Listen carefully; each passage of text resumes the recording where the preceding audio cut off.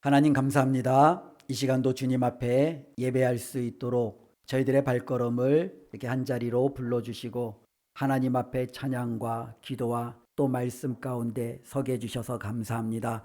이 시간도 하나님이 우리를 불러주셨사오니 합당한 은혜를 우리에게 충만한 은총을 허락하여 주시옵소서. 말씀을 듣겠습니다. 성령 하나님 들을 수 있는 깨달을 수 있는 마음을 지혜를 허락하여 주시옵소서. 예수님의 이름으로 기도드립니다. 아멘. 예, 사람마다 똑같은 물건을 보고 똑같은 상황에 처해도 그것을 판단하고 또 생각하는 것은 천차인 것을 우리는 봅니다. 어떻게 똑같은 것을 경험해도 저렇게 다를까라는 생각을 해보죠. 그럼 뭐 쉽게 우리가 생각해 볼 수 있는 게 날씨죠. 요즘 날씨 참 춥잖아요. 그래서 아유 날씨 너무 춥다. 그런데 어떤 사람들은 이 정도는 돼야지 좀 사람이 활동하기 좀 편하지. 이렇게 받아들이는 사람도 있지요. 누군가에게는 추운 날씨가 또 누군가에게는 활동하기가 딱 좋은 날씨이고요. 또 미의 기준도 사람마다 달라요. 그죠? 어떤 사람들은 야, 참 멋지다. 참 예쁘다라고 하는데 또 어떤 사람은 내가 볼 땐 뭐 그냥 그런데 내가 볼 땐 이게 훨씬 더 멋지고 훨씬 더 좋아라고 생각하는 경우들이 있지요. 우리가 바라보면 이런 일들이 참 많습니다. 우리가 어떻게 보면은 지나가다가 이렇게 한 건물에 똑같은 상점이 이렇게 상주해 있는 경우가 있잖아요. 그럴 때 어떤 사람들은 그렇게 생각하겠죠. 야, 저 투각에 참 경쟁하면서 치열하겠다. 야, 한쪽이 나라야 한쪽이 나가야 한쪽이 좀 사는 거 아닐까. 그런 생각을 하는 사람들도 있지만 또 한편으로 어떤 사람들은 야, 저렇게 상가가 같은 업종이 몰려 있으면 시너지 효과가 나겠네. 사람들이 뭐 구매하려면 이쪽으로 모여서 같이 이게 잘 해나갈 수 있겠다. 그렇게 판단하는 경우들도 종종 있습니다. 즉 사람마다 어떤 똑같은 이러한 것을 보고 경험하고 들어도 왜 이렇게 판단하는 것이 각각 다를까? 어쩌면 저마다의 기준이 다르게 가지고 있기 때문이다라는 것을 우리는 쉽게 이해할 수 있겠죠. 그런데 오늘 본문 말씀도 우리가 보면은요, 똑같은 환경 속에서 전혀 다른 판단과 결정이 나타나는 것을 우리는 깨닫게 되는데요. 오늘 말씀 25절 말씀 보니까요. 40일 동안 땅을 정탐하기를 마치고 돌아왔다라고 이야기합니다. 우리가 그 배경은 잘 알지 않습니까? 이스라엘 백성이 애굽에서 나와 이제는 가데스 바네아에 이제 머무르며 그곳에서 모세가 12명의 정탐꾼을 가나안 땅에 보냅니다.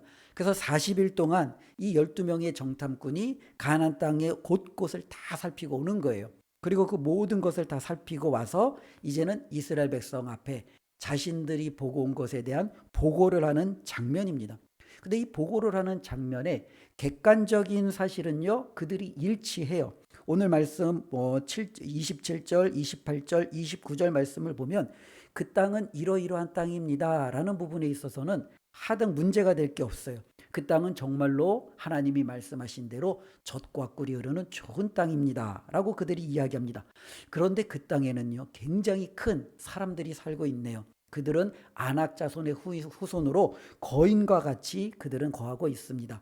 그리고 그들은요, 그 북쪽에 관찰했던 그들이 정탐했던 그 땅에 어느 땅에는 어느 민족이 어느 땅에는 어느 민족이 그런 객관적인 사실이잖아요. 그 부분에 있어서는 전혀 차이가 없습니다. 그래서 40일 동안 그들이 보고 듣고 경험한 모든 것을 이스라엘 백성에게 아뢰는데요. 이제 그 이유가 이제는 문제입니다. 그들이 정탐하고 나서 이제는 행동을 해야 되는데 판단하고 이제 그들이 나아가야 되는데 여기서 의견이 둘로 갈라지는 거죠. 10사람의 의견과 2명의 의견이 너무나도 확연히 갈립니다. 좀 절충점을 찾고 싶어도 이 절충점을 찾을 수가 없는 거예요. 10사람은 그쪽으로 올라가면 우리 모두는 다 죽는다. 절대 올라가선 안 된다. 우리는 그냥 다시 애굽으로 돌아가자라는 의견을 내고요. 2사람은요. 야, 그 땅에 올라가서 우리가 취하자. 능히 우리가 이길 수 있다. 하나님이 주신 좋은 땅이니 걱정하지 말고 올라가자라고 이야기를 합니다. 바로 이 둘의 의견이 완전히 갈리지 않습니까? 도대체 어디에다 두고 정말로 우리는 판단을 해야 되고 또 우리는 그 판단에 대해서 어떻게 행동을 해야 될지 때로는 헷갈리는 경우가 너무나도 많이 있다라는 겁니다.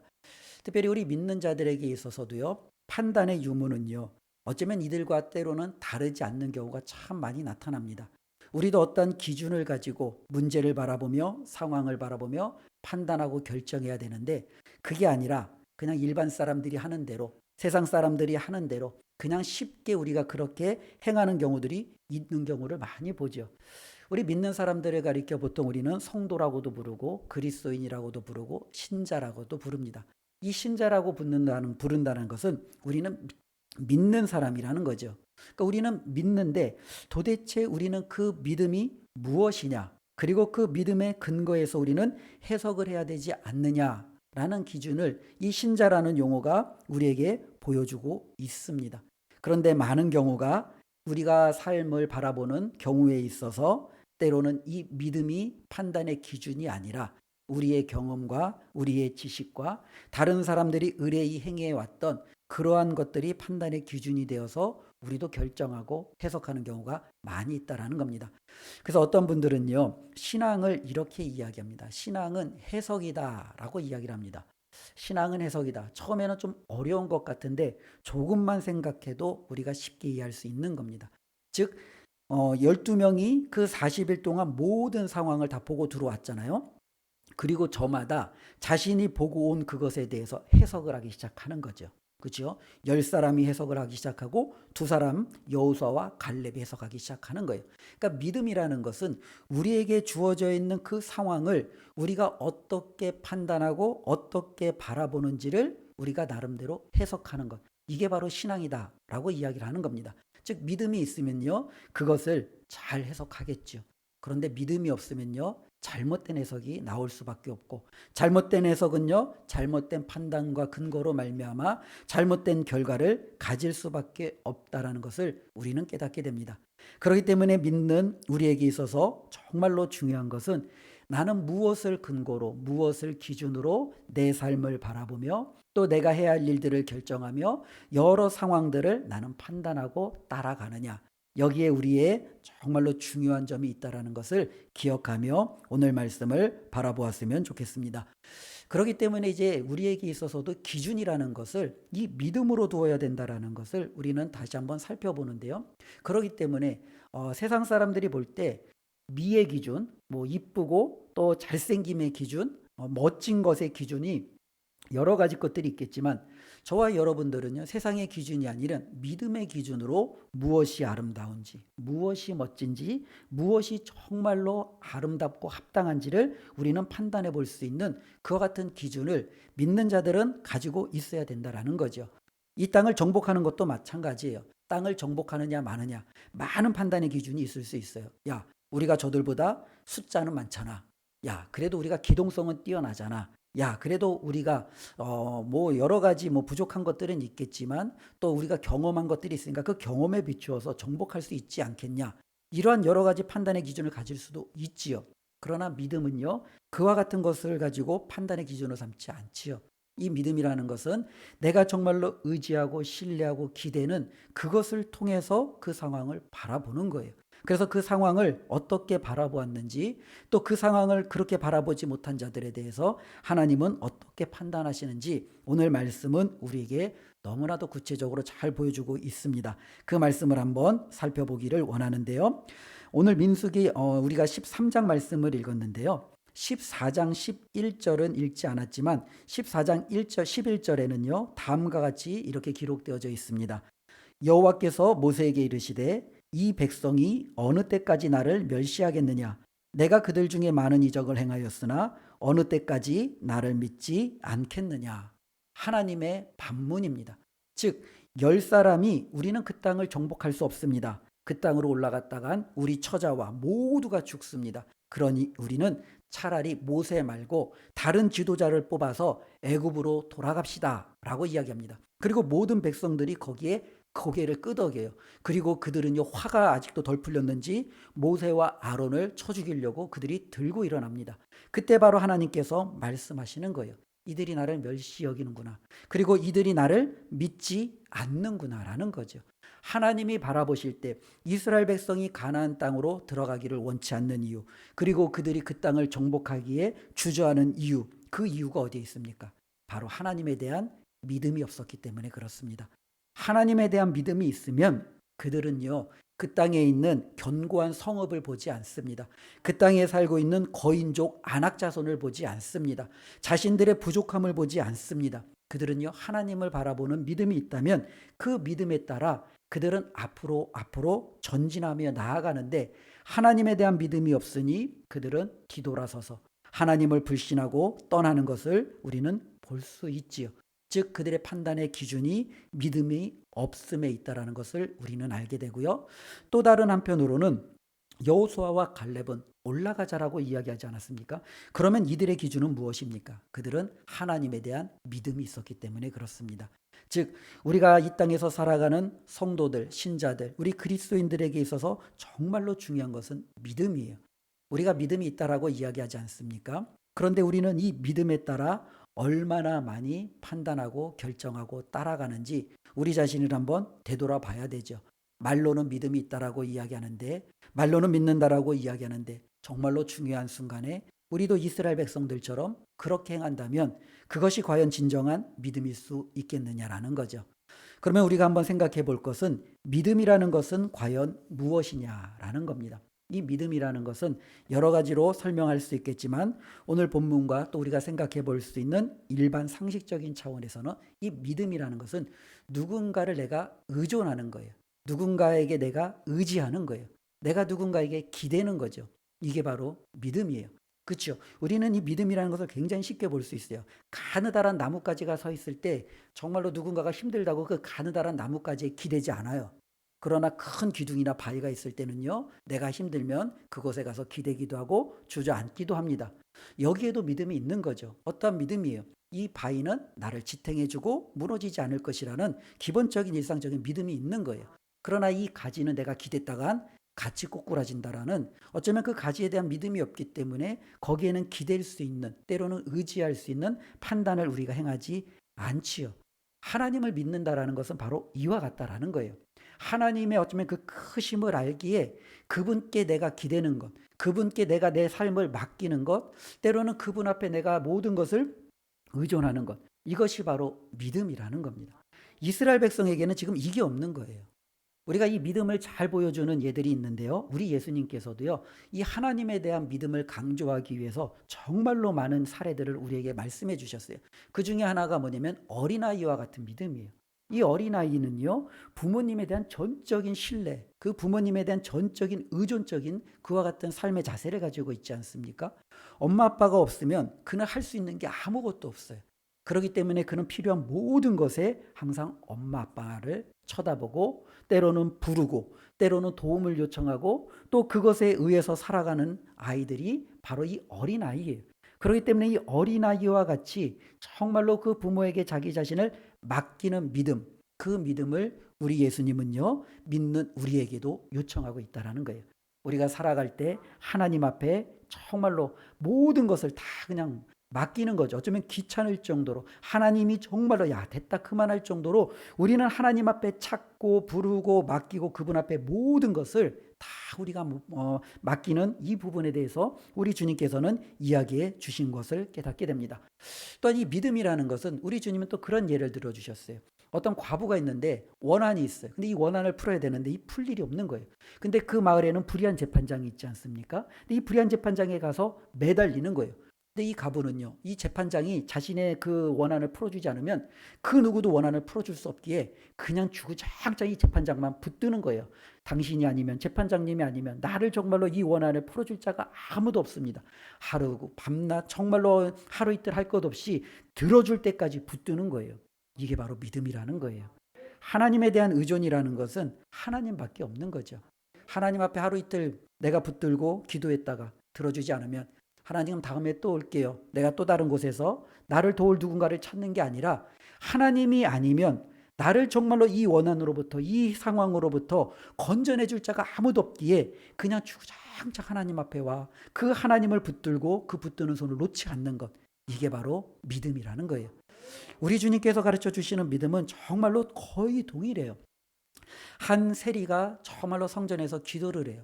근데 그는요, 세상적으로 보면은 풍족하잖아요. 세리니까 그때 당시에 많은 돈을 거둬들여서 자기의 배를 잘 채울 수 있을 거예요.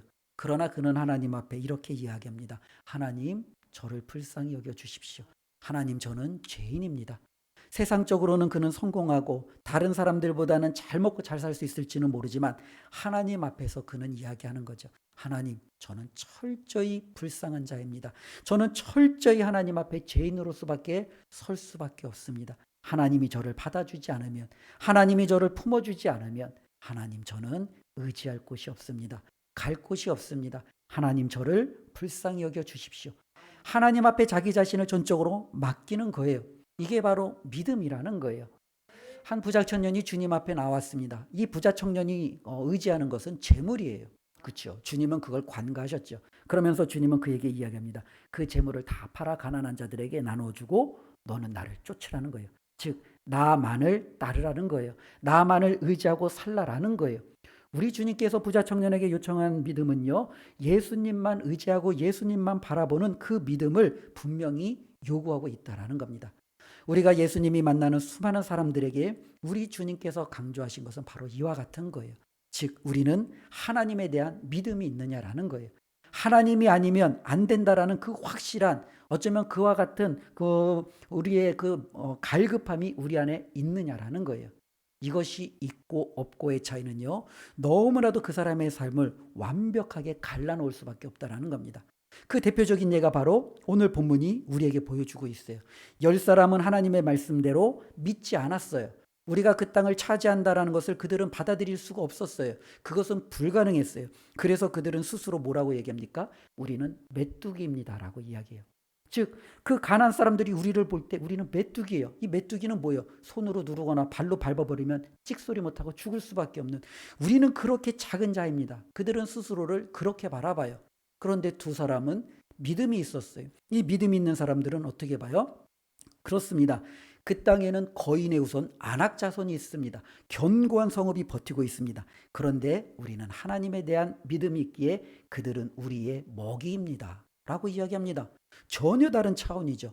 한쪽은 우리는 메뚜기라고 얘기하는데 한쪽은 우리가 야 걔네들은 우리의 먹이야, 우리의 밥이야, 전혀 문제될 것이 없어, 이와 같은 담대함으로 나아가는 거죠.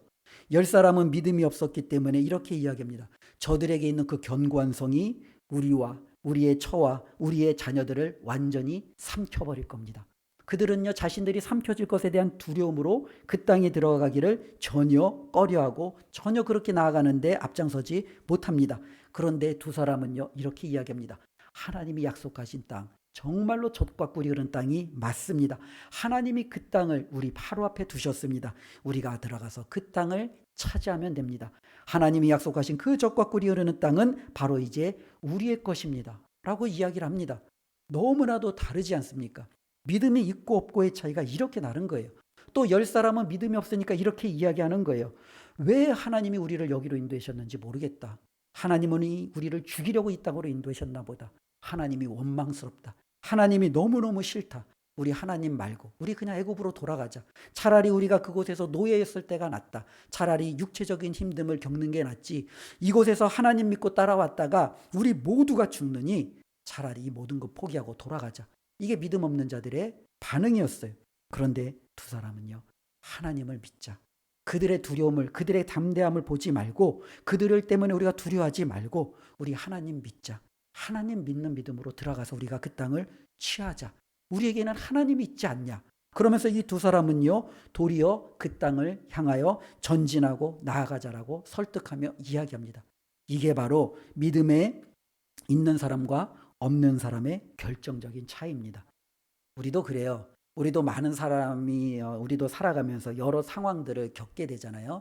직장을 다니시면서 직장에서 일들, 가정에서 일어나는 크고 작은 일들, 개인적으로 일어나는 크고 작은 일들, 저와 여러분들이 그 상을 바라보는 여러 가지 많은 해석들이 있을 거예요. 여러 가지 많은 관점들이 있을 거예요. 어떤 사람들은 우리를 바라면서 아이고 불쌍하다, 아이고 안 됐다, 왜 이렇게 힘드냐, 왜 이렇게 정말로 너는 되는 게 없냐, 왜 이렇게 꼬이냐. 어쩌면 그렇게 그들은 믿음이 없는 눈으로 우리의 모든 상황들에 잘못된 일들을 바라보면서 우리에게 안타까움과 때로는 위로가 안 되는 위로를 우리에게 주는 경우가 많이 있지요. 그러나 때로는요, 어떤 사람들은요, 아니 때로는 우리 안에 믿음이 있다면요, 그 상황을요 우리는 그렇게 바라보지 않지요. 나를 여기까지 인도하신 하나님의 뜻이 있겠지. 하나님은 결코 나를 망하도록 이곳으로 내몰지 않으셨어. 내가 이곳에서 정말로 바라봐야 될 하나님에 대한 믿음이 더욱더 견고해지도록 하나님이 나에게 그것을 기대하시겠지. 그래, 나는 이길 수 있어. 왜냐하면 나에게는 하나님이 계시니까. 이것이 바로 믿음을 가진 사람들의 삶을 바라보는 너무나도 결정적인 차이가 될 수밖에 없다라는 겁니다. 바라기는 저와 여러분들에게 믿음 없는 자가 아니라 믿음 있는 하나님의 사람으로 승리하시기를 주님의 이름으로 축원을 드립니다. 그러면 우리가 어떻게 하나님을 믿을 수 있을까? 의지할 수 있을까? 하나님을 의존할 수 있고 기댈 수 있을까? 하나님에 대한 믿음을 우리가 좀 어떻게 하면 좀 이렇게 강하게 할 수 있을까? 이런 부분들을 좀 고민해 볼 필요가 있는 것 같아요. 제가 지금은 안 하는데 제가 이제 예전에는요 그 노트북을 제가 굉장히 많이 좀 좋아했어요. 그 전자제품을 좋아해서 이 전자제품을 이렇게 사용하다 보면은 이렇게 좋아하는 사람들은 요걸 하나 써서 망가질 때까지 쓰지 않아요. 예, 보통 한 6개월 쓰다가 바꿔요. 예, 6개월 쓰다가 바꾸고 6개월 쓰다 바꾸고. 근데 이제 항상 새 걸로 바꿀 수는 없잖아요. 그러니까 이제 중고나라라는 이제 사이트를 이제 이용합니다. 이제 우리나라 이제 성인들 웬만한 사람들은 중고나라 사이트 회원은 다 가입되어져 있는 걸로 아는데 요즘에는 좀 당근마켓에 많이 이용하더라고요. 근데 이제 저는 이제 중고나라 이제 사이트를 제가 좀 이용을 했어요. 그래서 이제 제가 이제 6개월 정도 노트북을 쓰다가 이제 실증이 나면은 이제 다른 걸로 이제 바꾸는 거죠. 그래서 제가 원하는 이제 그 물건을 이제 찾습니다. 신기한 건요, 중고나라에는요, 모든 게 다 있어요. 예. 현존하는 모든 제품이 다 있기 때문에 원하는 게 딱 나타나요. 이제 문제는 뭐냐면 가격이에요, 가격. 내가 원하는 물건이 내가 원하는 가격과 이제 맞아야죠. 그렇죠? 그래서 이제 중고나라 사이트에서 이제 그런 이제 거래를 할 때 보통 이제 안전하게 거래를 하려면은 직접 만나서 거래를 하는 거죠. 직접 만나서 그 물건을 보고 문제가 없는지 살펴보고 그리고 내가 직접 거기서 돈을 건네주면 이제 거래가 이제 끝나는 거예요. 한편으로 이제 직접 만나기가 좀 어려우면은 이제 안전거래라고 그래가지고 이제 다른 업체를 이용하는 거예요. 그래서 이제 그쪽을 통해서 하면은 서로 이제 뭐랄까 손해보거나 이제 사기당할 일이 없도록 이제 만드는 이제 그런 것들이 있는데요. 그걸 통해서 이제 하는데, 근데 이렇게 하다 보면은요, 조금 이제 뭐랄까요, 번잡하죠. 내가 먼저 그쪽에 입금을 했고 물건을 받고 기다렸다 또다시 이제 승인을 하고 또 그쪽에서 승인을 허락하고 이런 과정들이 조금은 이제 번거로울 수가 있어요. 또 이제 바쁠 때는요, 또 이렇게 또 직접 만나서 이렇게 하는 것들이 어려울 수 있어요. 이런 거죠. 내가 이제 원하는 물건이 있는데 그 사람은 부산에 살아요. 저는 서울에 살아요. 그럼 우리 어디서 만날까요? 예, 중간 대전에서 만날까요? 대구에서 만날까요? 이런 굉장히 좀 어려움들이 조금 좀 있어요. 그러다 보니까 이 물건을 이제 좋은 물건을 이게 마음에 드는 물건을 사기 위해서 때로는요, 이제는 믿고 이제 거래를 하는 경우들이 종종 있어요. 즉 이제 물건을 가지고 있는 사람이 먼저 이제 계좌번호를 보내주면 물건을 사려고 하는 사람이 그 계좌번호에다가 원하는 돈을 입금을 하는 겁니다. 그럼 입금이 되면 그 사람이 이제 그거를 이제 택배로 이제 발송을 하는 거죠. 근데 여기서 이제 문제가 있잖아요. 그렇죠? 내가 돈을 입금을 했어요. 만약에 100만 원을 입금을 했는데 그 사람이 100만 원을 자기 계좌번호에 들어온 걸 확인하고 자신이 가지고 있는 물건을 저에게 택배로 발송해 주지 않으면 어떻게 돼요? 예. 그럼 저는 그냥 100만 원을 날리는 거예요. 그렇죠? 그러다 보니까 이렇게 믿고 하는 보지 않고 이 신용으로 하는 거래는 굉장히 좀 위험 요소가 있어요. 그래서 이제 중고나라 사이트도 보면은요, 그런 어떤 신용거래를 하지 말라. 이제 그러면서 이제 그런 위험성에 대해서 계속적으로 경고해도 수많은 사람들이 이제 그 부분에 대해서 이제 손쉽게 거래할 수 있고 또 이제 그렇게 올라오는 매물은 또 굉장히 좀 싸게 잘 나와 있으니까 그것을 싸게 사려고 선뜻 그렇게 거래를 하다가 많이 망치기도 합니다. 근데 이제 제가 중고나라 사이트를 좀 많이 이용하다가 이제 알게 된 사실이 있어요. 이 사람이 물건을 올려놨는데 그 사람이 믿을 만한 사람인지 믿지 못할 만한 사람인지 판별할 수 있는 이제 기준들이 있다라는 거죠. 그래서 이제 이런 기준들을 통해서 이제 그 사람의 물건과 그 사람의 물건을 내가 살 것인지 한번 생각을 해보는 거예요. 그 사람이 이제 물건을 딱 올렸는데 그 물건을 보았을 때 이 물건이 정말로 그 사람이 쓰던 그리고 자신이 직접 찍은 사진과 또 물건의 특징이냐라는 거죠. 왜냐하면 사기치는 사람들은 물건이 없으니까 인터넷에서 떠도는 사진들 갖다가 꼭 그것을 자기 것이냐 뭐 이렇게 올리는 경우가 종종 있거든요. 그런데 진짜 자기 물건을 파는 사람은 달라요. 딱 봐도요. 그렇죠? 우리가 그런 거 있잖아요. 자기 돈 주고 그 음식 맛을 평가하는 사람과 때로는 누군가가 이제 공짜로 그 음식을 주고 그 맛을 평가해 달라고 했을 때 달라요.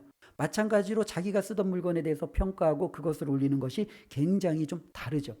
또 하나는요, 이 사람의 아이디를 검색해 보면 이 사람이 중고나라에서 지금까지 거래했던 내역들이 쭉 나옵니다. 이 사람이 무엇을 팔았는지, 무엇을 샀는지.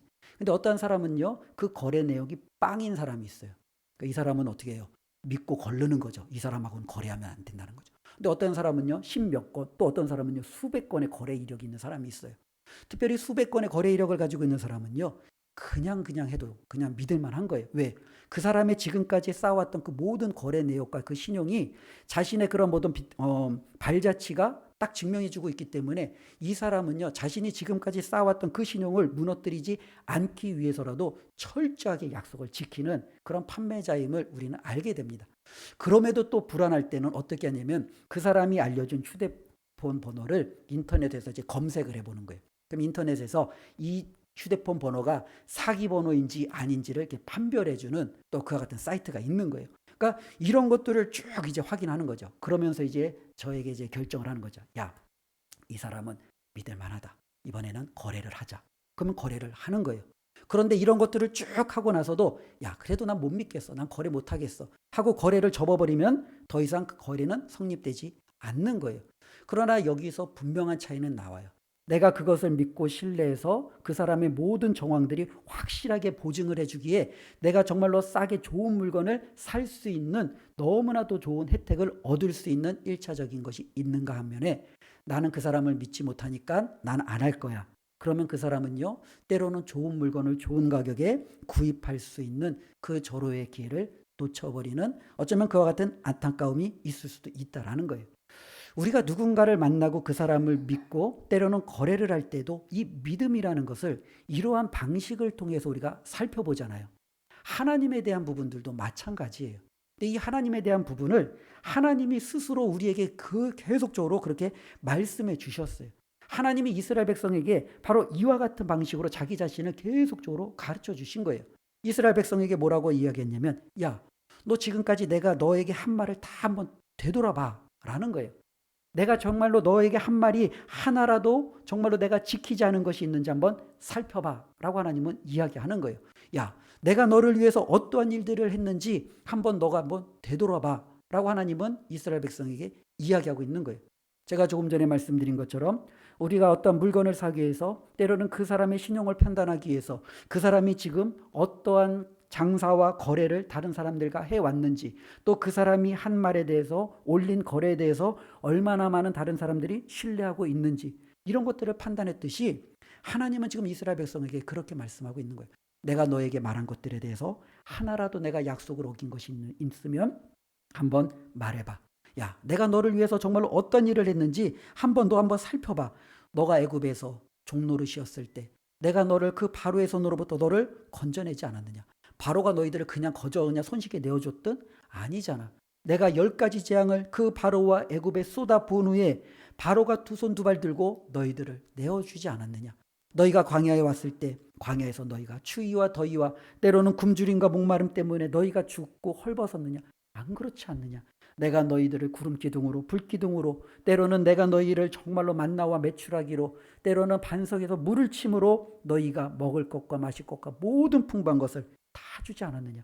너희들을 해롭게 하는 적들이 나타나면 내가 손수 나가서 그들을 막아 싸워주었고 너희들을 지켜주었고 너희가 여기까지 오는데 전혀 부족함이 없도록 내가 이 모든 것들을 다 해주지 않았느냐. 하나님은 이스라엘 백성에게 그렇게 말씀하세요. 그리고 하나님은 이야기합니다. 그래도 나를 못 믿느냐라는 거예요. 이스라엘 백성은요, 대다수가 그 하나님을 못 믿었어요. 그 하나님을 신뢰하지 못했어요. 그냥 우리 예전에 하던 대로 하자. 그냥 과거로 돌아가자. 이것이 그들이 내린 결론이었다라는 거예요. 그런데 문제는요, 우리도 그런 경우들이 너무너무 많이 있다라는 거예요. 우리도 하나님의 말씀을 매주마다 들어요. 하나님의 능력을 우리도 성경을 통해서 날마다 우리도 접해봅니다. 그런데 막상 문제가 딱 맞닥뜨리기 시작하면 하나님의 말씀은 하나님에 대한 이와 같은 엄청난 일들은 나에게 역사하셨던 하나님의 그런 귀중한 삶의 역사들은 언제 있었는지 전혀 기억하지도 못합니다. 그냥 우리는 하나님에 대한 믿음 자체가 사라지고 내가 의뢰히 행해왔던 다른 사람들이 그렇게 행할 것이다라고 판단되어지는 그 모습 그대로 우리는 그렇게 나아간다라는 겁니다. 그렇게 되면은요, 손해는 누가 보겠습니까? 바로 하나님을 믿지 못한 그들이 보는 거예요. 하나님을 믿지 못했기 때문에 바로 코앞에 들어가서 그들이 누려야 될 그 가나안 땅을 그들은 얻지 못하는 거예요. 우리 하나님께서는요, 민수기 14장 22절에서부터 24절에 그래서 이스라엘 백성에게 오늘 본문에 하나님을 믿지 않고 거역했던 이들에게 이렇게 이야기합니다. 내 영광과 애굽과 광야에서 행한 내 이적을 보고서도, 그렇죠? 이게 중요해요. 이스라엘 백성은 하나님의 영광을 보았어요. 시내산에서 임하신 하나님의 영광, 두 돌판으로 그들에게 내려주셨던 하나님의 영광, 불기둥과 구름기둥으로 그들에게 내려주셨던 영광, 애굽과 광야에서 행한 하나님의 이적을 그들은 다 보았어요. 어마어마한 것을 그들은 보았어요. 그런데 그들은 어떻게 합니까? 이같이 10번이나 나를 시험하고 내 목소리를 청종하지 아니한 그 사람들은 내가 그들의 조상들에게 맹세한 땅을 결단코 보지 못할 것이요 또 나를 멸시하는 사람은 한 사람도 그것을 보지 못하리라. 그러나 내 종 갈렙은 그 마음이 그들과 달라서 나를 온전히 따랐은즉 그가 갔던 땅으로 내가 그를 인도하여 드리리니 그의 자손이 그 땅을 차지하리라. 아멘. 여기에 믿음의 차이가 있는 거예요. 믿음에 따라 하나님의 말씀을 듣고 하나님의 이적을 보고 하나님의 약속에 따라 전진하는 자에게는 약속을 선물로 부여받습니다. 그런다 이 믿음에 그에게 있지 않아 하나님께 온전히 나아가지 못하고 하나님의 말씀대로 행하지 못하는 그들에게는요, 하나님이 주시는 놀라운 축복을 그들은 누릴 수 없다라는 겁니다. 특별히 저와 여러분들은요, 하나님의 말씀, 성경을 가지고 있어요. 우리가 이 말씀을 통해서 하나님에 대한 믿음을 우리는 더욱더 강화시킬 수 있어요. 이 말씀을 쭉 읽다 보면 하나님이 이런 약속을 주셨구나. 하나님이 이럴 때는 이렇게 정말로 저들에게 은혜를 베풀어 주셨고 하나님께서 이렇게 저들을 지켜주셨구나. 그리고 그 하나님의 말씀이 이제는 저와 여러분들의 말씀이 되는 거예요.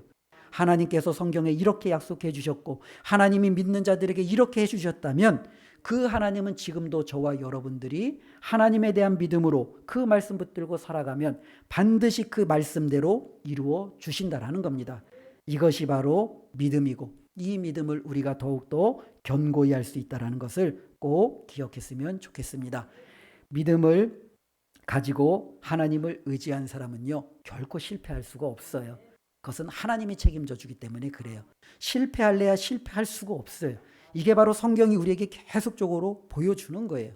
그러나 믿음을 갖지 않고 살아가는 사람은 때로는 성공하는 듯이 보이지만 일시적으로는 그가 잘 되는 것처럼 보이지만 결국에는요, 하나님이 주시는 온전한 축복을 그는 누릴 수 없다라는 겁니다.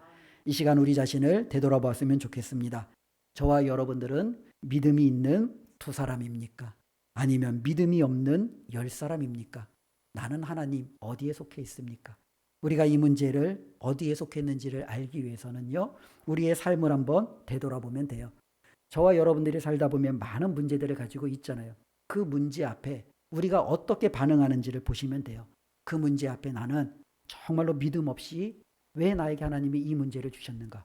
내가 이 문제를 어떻게 풀라고 왜 나는 끊임없이 문제를 해결하면 또 다른 문제가 계속적으로 나오는지 불평과 원망이 있고 때로는 하나님에 대한 불신이 있고 때로는 정말로 다른 사람들에게 있는 풍족함이 나에게 없기 때문에 서운함이 있고 그와 같은 정말로 여러 가지 안타까운 마음으로 내가 하루하루 살아간다면 우리 안에는요, 믿음 없이 살아가는 삶의 모습이 될 수 있다라는 거예요. 그런데 반면에 많은 문제가 있는데 하나님께서 나에게 이 문제를 주심은 나를 망하게 하려고 하는 것이 아니라 이 문제를 넘어 나에게 정말로 더 큰 약속, 더 큰 축복을 주시기 위함이지. 그래, 하나님이 나에게 믿음 주셨고 나에게 하나님이 있다면 그 문제는 밥이지, 먹이지. 그 문제 정도는 내가 해결할 수 있지. 이와 같이 담대함으로 나아갈 수 있다면 저와 여러분들은요, 믿음으로 살아가고 있는 귀한 하나님의 자녀들인 줄로 믿습니다. 우리 그리스도인들은 바로 그런 사람들이에요. 세상의 모든 문제에 맞섰을 때 저와 여러분들의 힘으로, 능력으로 우리는 해결할 수 없어요. 그러나 저와 여러분들이 믿고 의지하는 하나님이 있기 때문에 우리는 그 문제들이 우스워 보일 수 있는 사람들이에요. 세상에서 볼 때는 그렇게 큰 문제 가지고도 어떻게 너는 주눅들지 않고 그렇게 기죽지 않고 그렇게 너는 잘 살 수 있니? 우리에게는요, 하나님이 있기 때문에 그분에 대한 믿음이 있기 때문에 우리는 결코 주눅들지 않는 거예요.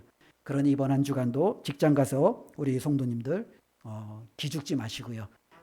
가정에서도요, 믿지 않는 가족들에게 기죽지 마시고요. 예, 믿는 사람들, 믿지 않는 사람들 만나서 믿지 않는 사람들이 정말로 세상적으로 잘 돼도 기죽지 마세요. 우리에게는요, 일시적으로 잘 되는 것을 통해서 이 땅에서 잠깐의 낙이 아니라 하나님이 주시는 영원한 축복이 우리 손에 들려 있다는 것을 우리가 기억한다면 우리는 결코 그들 앞에서 기죽을 필요가 없는 거예요. 이게 바로 우리의 삶입니다. 저와 여러분들의 삶 가운데 믿음으로 하나님 앞에 나아가 이렇게 한 주간도 승리하시기를 주님의 이름으로 축원을 드립니다. 기도하겠습니다. 하나님 감사합니다. 주님의 말씀을 함께 들으면서 우리가 하나님을 알고 그 하나님을 믿고 의지할 수 있다는 것이 얼마나 놀라운 축복인지요. 하나님, 그런데 우리가 이 땅에서 살아갈 때 때때로 하나님에 대한 믿음을 놓치고 살아갈 때가 있습니다.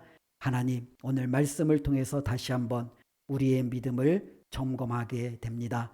하나님, 어떠한 어려움과 환경 속에서도 나와 함께 하시는 하나님, 나를 지키시고 나에게 가장 좋은 길로 인도하시는 하나님, 그리고 그 전능하신 하나님이 바로 내 아버지 되심을 기억하며 믿음으로 살아 승리할 수 있는 우리 온 성도님들 되도록 주님 축복하여 주시옵소서. 예수님의 이름으로 기도드리옵나이다. 아멘.